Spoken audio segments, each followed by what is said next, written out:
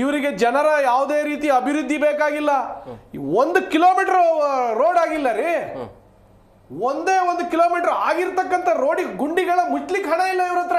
ಇದೇ ಖರ್ಗೆ ಅವರು press meet ಅಲ್ಲಿ ಹೇಳ್ತಾರೆ, ಇಬ್ರು ಮಹಾನಾಯಕರನ್ನ ಕುಂಡ್ರಿಸ್ಕೊಂಡು ಒಂದು ಹಿಡಿ ಮಣ್ಣು ಹಾಕೋ ಯೋಗ್ಯತೆ ಇಲ್ಲ ಇವರಿಬ್ಬರಿಗೆ ಅಂತ. ಅಷ್ಟು ಚೀಮಾರಿ ಹಾಕಿದಾಗ ಸ್ವಪಕ್ಷೀಯರಲ್ಲೇ ಭಿನ್ನಮತ ಆಗ್ತಾ ಇದೆ, ಶೀತಲ ಸಮರಗಳು ನಡೀತಾ ಇದೆ. ನೋಡಿ, 3200ಕ್ಕೂ ಹೆಚ್ಚಿನ ರೈತರ ಆತ್ಮಹತ್ಯೆ ಆಗಿದೆ. ಅದ್ರ ಬಗ್ಗೆ ಏನಾದ್ರು ಇವರು ಯೋಚನೆ ಮಾಡಿದಾರ? ಈ ಇಡೀ ದೇಶಕ್ಕೆ ರೈತ ಬೆನ್ನೆಲುಬು. ಕರ್ನಾಟಕಕ್ಕೂ ಅಲ್ವಾ? ಹಾಗಾದ್ರೆ ಕರ್ನಾಟಕದಲ್ಲಿ ಇರತಕ್ಕಂಥ 3200 ಜನ ರೈತರು ಇವತ್ತಿನ ಆತ್ಮಹತ್ಯೆ ಮಾಡ್ಕೊಂಡಿದ್ದಾರೆ. ಅವ್ರಿಗೆ ಸರಿಯಾಗಿ ಅವರ ಗೋವುಗಳಿಗೆ ಸರಿಯಾಗಿ ಮೇವು ಸಿಗ್ತಾ ಇಲ್ಲ, ನೀರಿನ ಅಭಾವ ಬರ್ತಾ ಇದೆ. ಮೇವುಗಳಿಗೆ ನೀರಾಗಿರ್ಬೋದು, ಮೇವು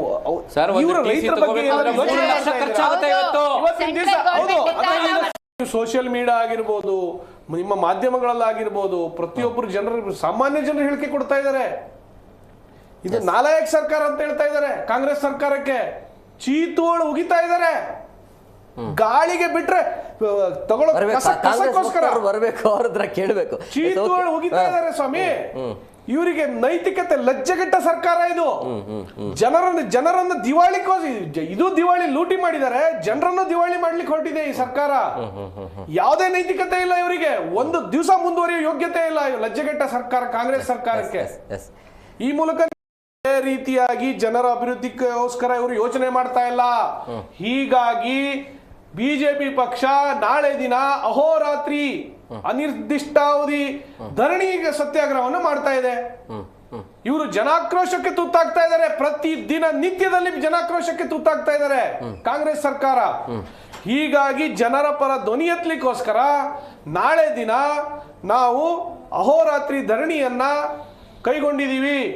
ಇದಕ್ಕೆ ಡೆಲ್ಲಿಯಲ್ಲಿ ಕಾಂಗ್ರೆಸ್ಸಿನ ಪರಿಸ್ಥಿತಿ ಏನ್ ಮಾಡಿದ್ದಾರೆ ಅಂತ ಗೊತ್ತು ಆಯ್ತಾ? ಇದೇ ಡಿ ಕೆ ಶಿವಕುಮಾರ್ ಉಸ್ತುವಾರಿ ಆಗಿದ್ರು, ಮಹಾನ್ ನಾಯಕರು, ಇವರೇ ಉಸ್ತುವಾರಿ ಆಗಿದ್ರು. 67 ಜನ ಅವರ ಠೇವಣಿಯನ್ನೇ ಕಳ್ಕೊಂಡಿದ್ದಾರೆ ಕಾಂಗ್ರೆಸ್ನವರು. ನೋಡಿ, ಅವರು ಚುನಾವಣೆ ಪ್ರಚಾರಕ್ಕೆ ಹೋಗಿದ್ರು, ಇವರು ಸ್ಟಾರ್ ಪ್ರಚಾರಕರಾಗಿದ್ರು. ಅರ್ಥ ಮಾಡ್ಕೊಳ್ಳಿ. ನರೇಂದ್ರ ಮೋದಿ ಅವ್ರನ್ನ ಅಲ್ಸಿದ್ರಲ್ಲ ಕರ್ನಾಟಕ ಚುನಾವಣೆಗೆ ಭ್ರಷ್ಟಾಚಾರದ ಪರಮಾವಧಿ ಅವರಿಗೂ ಗೊತ್ತಾಗಿದೆ.